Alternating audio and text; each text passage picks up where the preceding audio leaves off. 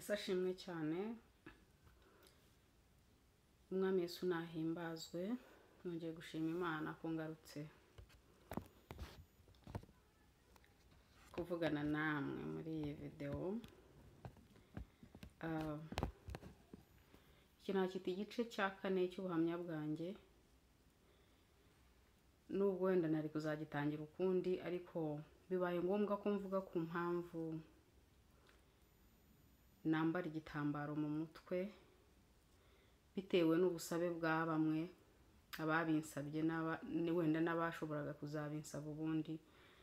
Niyo mpamvu ari cyo mbanje, ariko nyuma yo kujya mu rusengero rushyashya kubumvishije ubuhamya bwanjye kugera ku gice cya 3, ngiye mu murimo, kwambara igitambaro no kuhindura imyambarire muri rusange byose ni ibintu byaziye icyarimwe, nabitangiriye hamwe. Hanyuma rero ndagira ngo mbabwire ngo hari n'abagiye bambaza nkiri mu Rwanda, bakabaza se uri umwadeperi.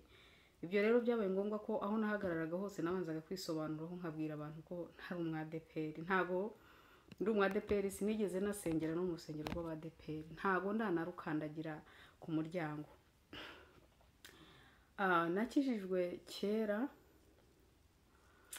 ariko nkuko muzagenda mubyumva mu buhamya bwanjye, nakoreraga Imana ntazi kwivuga.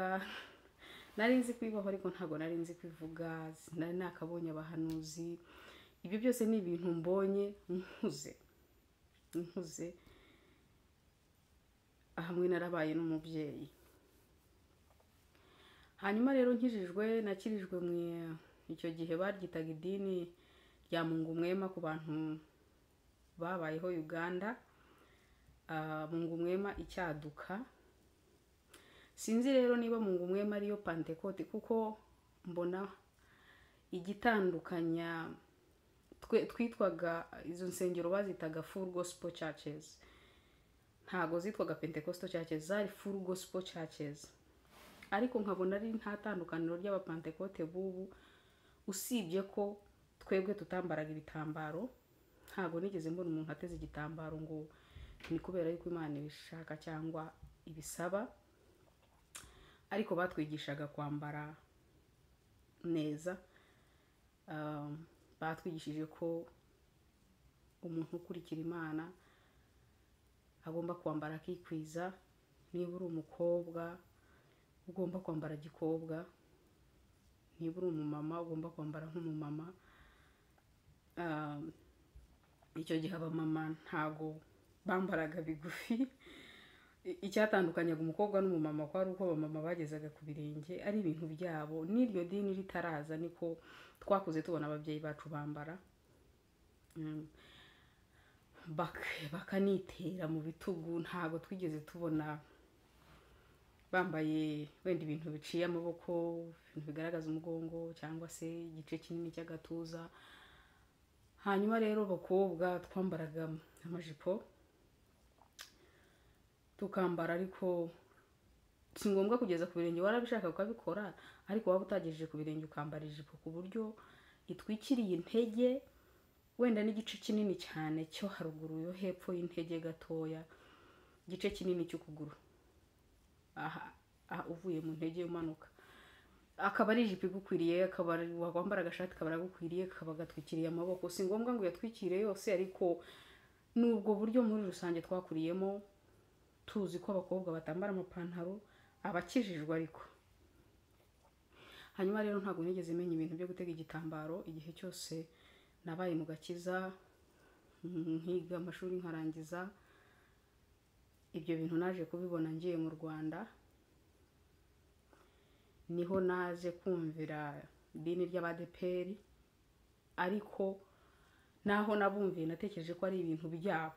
Ntago nigeze menya aho babikuye, ariko numvaga ari ibintu byabo bonyine bihariye, dore cyane ko ntigeze numva babishishikariza abandi cyangwa babyigisha ayandi madini. Ibyo byaranangoye, maze Imana imaze kunsanga, maze gutangira igitambaro abadeperi nsa nk'umuntu wabacumuriyeho ukuntu. Ndibaza se aba bantu niba bazi ko ibi bintu bihaba binakwiriye ku kububaha Imana kubera iki batajya babishishikariza abandi, kubera iki batabibigisha, kubera iki basa nkaho babigize ibyabo. Mbyibazaho cyane, ndavuga ntizashaka umuntu mbaza ariko ntago nabigiyemo. Hanyuma rero jewe umuntu natangiye kwambara igitambaro, babwiye ko ntigeze njya mu badeperi, n'ubu ngubu ntago ndakandagira mu rusengero rwabo. Imana imaze kunsanga, umwana wanjye amaze gukira, amaze kumbwira kujya mu rundi rusengero, ndagiye ninjiye mu nshingano.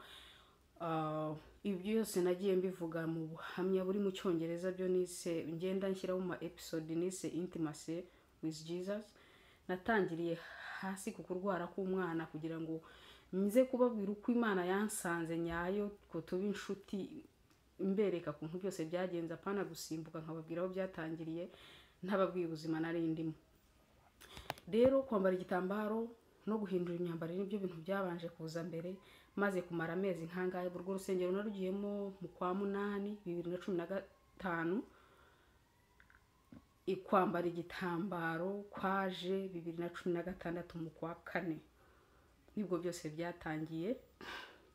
Ahantu narigeze nambara igitambaro, umwana wanjye amaze gukira, natangiye gushaka gusenga cyane. Urumva nashakaga kumva icyo Imana ivuga, ntangira nabona akanya nkirukanka nkajya aho basenga, cyangwa se nabona bajya ku musozi nkajyana nabo, ntangira kurira imisozi, ntangira kujya mu mazi, ariko nkajya mbona abantu bateze ibitambaro, ariko nari nzi ko ari ibintu by'abadeperi. Icyo nicyo cyadutandukanyaga n'abarokore bandi.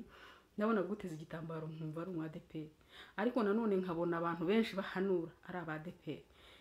Sinza kubaza, ndibuka ko naje kubaza umuntu, ndamubaza ariko kubera iki buri muhanuzi wese uvuga ngo mvuko ivuze abavuga mu ndimi, kubera iki ari abadeperi? Arambwira ati biterwa nuko babarera, kandi kuko numva mbwije ukuri. Noneho rero ntangiye kurira imisozi, ntangiye kujya mu materaniro yo mu mibyizi ahantu hatandukanye, ntangiye kujya mu byumba. Sinagiye muri byinshi ariko hakeya nagiye, nkabona ababiyoboye bateze ibitambaro. Urumva nyine nkamenya uyu muntu ashobora kuba adasengera mu adeperi ariko yaciyeyo. Noneho haza kubaho hamwe ho nagiye nsanga barabyubaha cyane, ku buryo umuntu yazaga yambaye ipantaro, urabona hari abantu baba bivira mu kazi bakaguha igitenge ukagikenyera, so mwese mugasa uko muri aho, kugira ngo numva uko biteye kose ni byiza, kuko nabonaga basa nkabubaha presence y'Imana. Hanyuma rero aho hantu mpagiye mbona buri muntu wese ateze igitambaro, nanjye nabaga mfite udusharupe nditega, ntangira kubimenyera uko nguko, nkamenya ngo iyo ugiye mu cyumba ugomba kuba ufite ikintu uri buhambire mu mutwe kugira ngo use n'abandi. So nabikoze inshuro 3, ariko nyine nabikoraga ntazi, nari nzi ko ari ibintu byakomotse mu badeperi, ariko jewe ntazi ko byagomba kuba bindeba cyane. Ni nka kwa kundi iyo ugiye ahantu ugasanga ingesi hari, nawe urayikora iyo uri umushyitsi. Hanyuma rero Imana imaze kunsanga, ntago nigeze ntumwa nk'umuhanuzi, ntago nigeze numva ijwi, nta nubwo nigeze nicara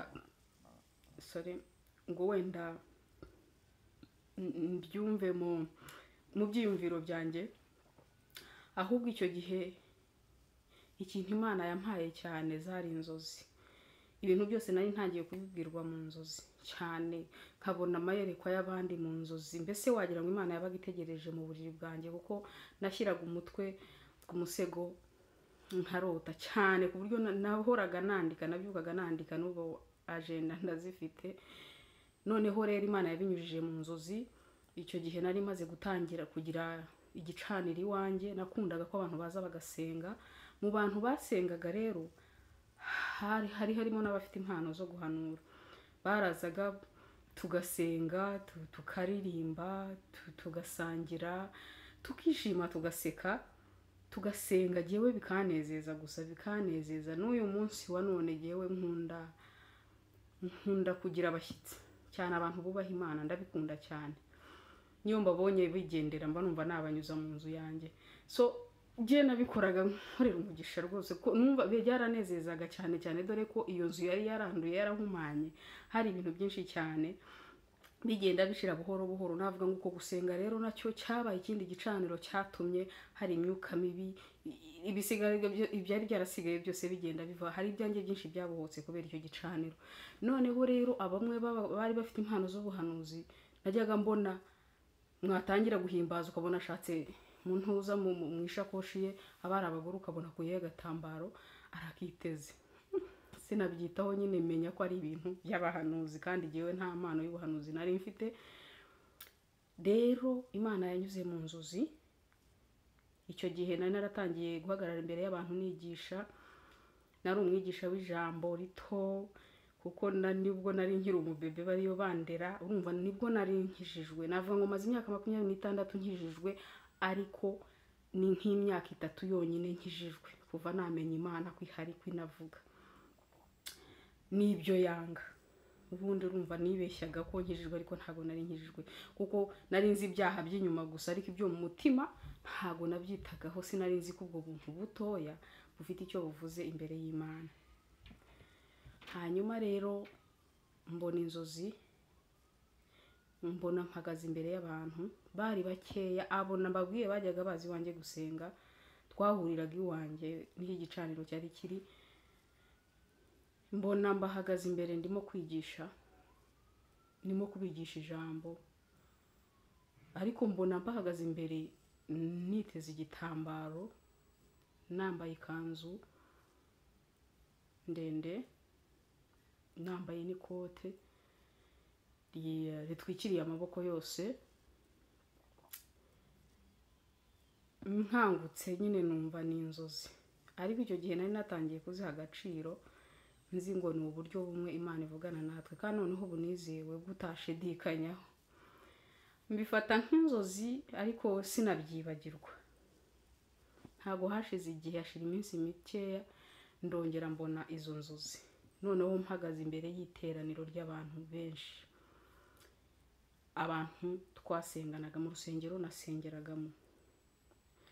Mbona mpagaze imbere, icyo gihe bari n'abagore gusa, numva arimo nabonye benshi. Ariko mbona nanone nambaye ya myambaro nka kwa kundi nabonye inzozi za mbere.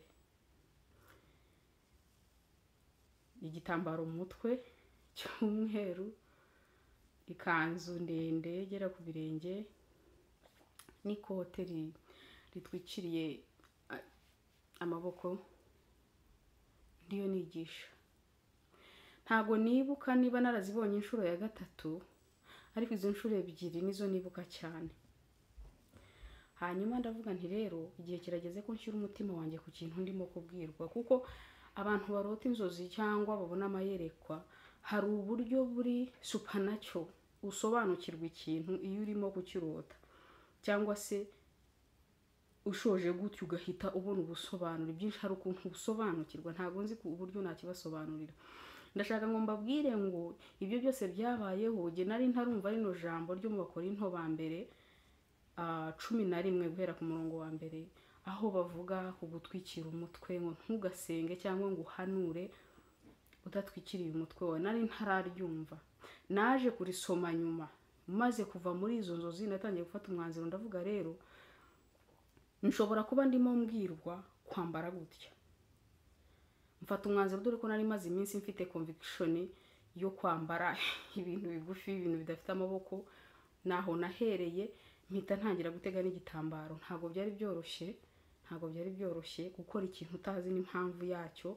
Ndavuga se mbaye umwadeperi, abamwe banyita umwadeperi, abaseka baraseka. Ariko ikintu ushaka ngo mbabwire nuko uko nabikoze iminsi mikeya, hari uko nategaga igitambaro nzamuye amaboko gusenga, numvaga nk'ijuru ryose rikingutse. Presence y'Imana yazaga kuri, imbaraga z'Imana zazaga kuri yewe birenze uko nigeze mbibamo muri icyo gihe. Igitambaro ndakimenyera, igitambaro kirandyohera, ntaba ntagishyize ku mutwe, nubwo aho wasanga hose uti dusenge, nahumiriza nkumva umuyaga urampushye ku mutwe, nkahita nibuka ko nta gitambaro mfite. Kirandyohera, ntangira kucyambara. Uko nacyambaraga buri gihe, niko ubwiza bw'Imana bwiyongeraga ku buzima bwa. Imbaraga z'Imana ziragwira cyane cyane cyane mu gihe abamwe bariyo batabisobanukirwa, baseka batazi iyo biva niyo bijya. Nanjye natinye kubibabwira, byafashe igihe kugira ngo bamwe babe babimenya ko ari undi muhamagaro ninjiyemo. Jewe nari ndimo kuryoherwa no kwambara igitambaro. Reka dusomere no jambo, wagenda ukahisomera, ariko genda tekereza ngo mu bintu nka bitatu bituma twambara igitambaro cyangwa umugore yakwambara igitambaro, harimo icyubahiro, harimo, reka dusome umurongo wa mbere, Abakorinto ba mbere 11 guhera ku murongo wa mbere. Titiri iravuga ngo uko abizera bakwiriye kwifata bari mu materaniro. Mugere ikirenge mu cyanje nkuko nanjye nkigera mu cya Kristo. Ndabashimira kuko mwibuka ibyo nabigishije byose mugakomeza imigenzo nkuko nayibahaye. Ariko ndashaka yuko mumenya ko umutwe w'umugabo wese ari Kristo, kandi ko umutwe w'umugore ari umugabo we, kandi ko umutwe wa Kristo ari Imana. Umugabo wese iyo asenga cyangwa hanura umutwe we utwikiriwe aba akojeje isoni umutwe we, ariko umugore wese iyo asenga cyangwa hanura adatwikiriye umutwe we aba awukojeje isoni, kuko ari bimwe rwose no kwimoza. Ntabwo nzi iryo jambo niba ari uko barivuga, mu mbabarire. Niba umugore adatwikiriye umutwe yikemuze, ariko niba ari ibiteye isoni ko umugore yikemuza cyangwa yimoza ajye atwikira umutwe. Umugabo ntakwiriye gutwikira umutwe kuko ari ishusho y'Imana n'ubwiza bwayo, ariko umugore n'ubwiza bw'umugabo we, kuko umugabo atakomotse ku mugore, ahubwo umugore ari we wakomotse ku mugabo. Kandi umugabo ntiyaremwe kubw'umugore, ahubwo umugore niwe waremwe kubw'umugabo. Nicyo gituma umugore akwiriye kwambara ku mutwe ikimenyetso cyo gutwarwa kubw'abamarayika. Reka ndekeraho, wakomeza ukahisomera kugeza ku murongo wa 16. Hanyuma rero igihe cyaje kugera ngo kuri iri jambo nyine, ubwo ntangiye kwambara igitambaro, ariko sinzi iyo biva niyo bijya. Ntangiye gusoma Bibiliya, ntangiye gukora research, ntangiye kureba ababyambara, ndavuga ye burya bariya abantu babyambara bafite impamvu, ese ko batabibwira abandi. Nuko rero nageze kuri iri jambo ndavuga ese burya bwose biba muri Bibiliya. Nkuko mubyumvishe rero genda ndabona harimo nk'ibintu nka bine. Uyu yabwiraga Abakorinto, twavuga ngo ab'icyo gihe abagore ntibashakaga kwambara ibitambaro, kandi yari nk'umuco wabo. Sinzi niba navuga ngo umuco cyangwa umuhango, ntago mbizi, ikinyarwanda cyanjye ntago ari cyiza cyane, ariko bari baranze kuya. Bibiliya iravuga ngo ntugasenge cyangwa hano uri mu bantu muri public udatwikiriye umutwe wawe, kuko twebwe umusatsi wacu twawohawe nk'icyubahiro, ariko ntago ariko bimeze ku bagabo. Uwacu rero ni icyubahiro. Ni ukuvuga ngo niba udateze igitambaro birasa nk'uko wakuraho umusatsi wawe ukawogosha, kuko ni ikintu giteye isoni kogosha umusatsi, kimwe nuko giteye isoni umugore guhagarara mu bantu benshi adatwikiriye umutwe we. Impamvu y'ibyo ngibyo, ikimenyetso cya mbere bigaragaza submission cyangwa kuganduka. Umugore yaremewe umugabo, ni ukuvuga ngo umusatsi wacu ni icyubahiro ku bagabo bacu, niyo mpamvu ari nabo bagombye kububona bonyine. Nta business ufite kuba ubonwa n'abandi, ni icyubahiro cy'abagabo bacu. Ni ukuvuga ngo kuba ari icyubahiro cy'abagabo bacu, uno musatsi ikindi kintu uzana ni ikintu nakwita ubwibone. Abenshi batera ubwibone, ndabizi twajya dusokoza ukajya mu rusengero cyangwa se ukaryama ukuntu wavuye muri sara agasatsi wagahengetse buri munota ukaguma ukagira gutya. Hari abantu rero ngo hari abagabo baba attracted kubera umusatsi w'umuntu, akawukunda rwose akamurangariraho akagira. Ndatekereza ko ari ibyo Paulo yabwiraga Abakorinto. Umusatsi kuwutwikira ni ikimenyetso cyiza kigaragaza ko umugore yubaha umugabo we kandi anaganduka, ko usobanukirwa ko umugabo ari umutwe w'umugore. So iyo umuntu ari umutwe wawe rero urutugu, nta rutugu rurenga rukura ngo rurenga umutwe. Ikindi cya kabiri ni icyubahiro kuva mu bantu. Ushobora kubibona umuntu burya wambaye akikwiza n'undi wambaye nk'imyenda igenda igaragaza ibice by'umubiri we, burya ntago mushobora kubona icyubahiro kimwe bitewe naho muri yo munyura. Ntago bibaho, naha twubwacu tubibonesha amaso. Asoza hari aho yababwiye ku murongo wa 13 avuga ati ubwanyu mu bitekerezeho uko biri. Mbese birakwiriye ko umugore asenga adatwikiriye umutwe? Kamere yanyu ubwanyu ntibahamiriza yuko umugabo iyo ahirimbije umusatsi umukozi isoni, kandi iyo ahirimbije umusatsi umukoza isoni, naho umugore iyo ahirimbije umusatsi ukaba ari ubwiza bwe. Urumva kamere nawe hari ibintu ubona ukabona mu buryo bwa kimuntu, ukabona nawe ko bidakwiriye. So ni ukuvuga ngo rero nk'uko ubona ukabona ngo umuntu hari ukuntu umuntu yambaye, aho anyuze baramwubaha kubera ko yambaye uko nguko. Hakabaho n'undi wanyura ahantu umuntu wese akamubwira ijambo ashatse kubera bitewe nuko yambaye, atari ukuvuga ngo n'icyari muri we, ariko icyo uberetse inyuma akaba ari cyo bajyagingiraho. Gutwikira umusatsi rero ni ikimenyetso cyo kuganduka. Icya kabiri guhesha icyubahiro no kugihesha Imana, kuko hari ahavuze ngo kubwo gutwarwa kwa bamarayika. Nubwo tutasobanukirwa neza ikintu Paulo yavugaga ku bamarayika, ariko mwibuke ngo mwitangirira ibice 6 ku murongo wa mbere, hahandi h'abana b'Imana bifuje abana b'abantu, abakobwa b'abantu, abantu batangiye kugwira ku isi bakabifuza bakabarongora, bagakuramo abo bashakaga bakarongora, bakabyarana nabo babagabo b'ibihangange n'ikibanini. Ni ukuvuga ngo abamarayika ni imiyaga baba batugose, buri muntu wese afite abamarayika bamwitoroye. So birashoboka ko na kimwe impamvu tugomba gutwikira imisatsi yacu ishobora kuba hari abitera ubwibone, wagutera ubwibone bigatuma ntago nzi ukuntu nagisobanura, bigatuma hagira umuntu wakwifuza, yenda bigatuma n'abamarayika bawe bakugose babangamirwa.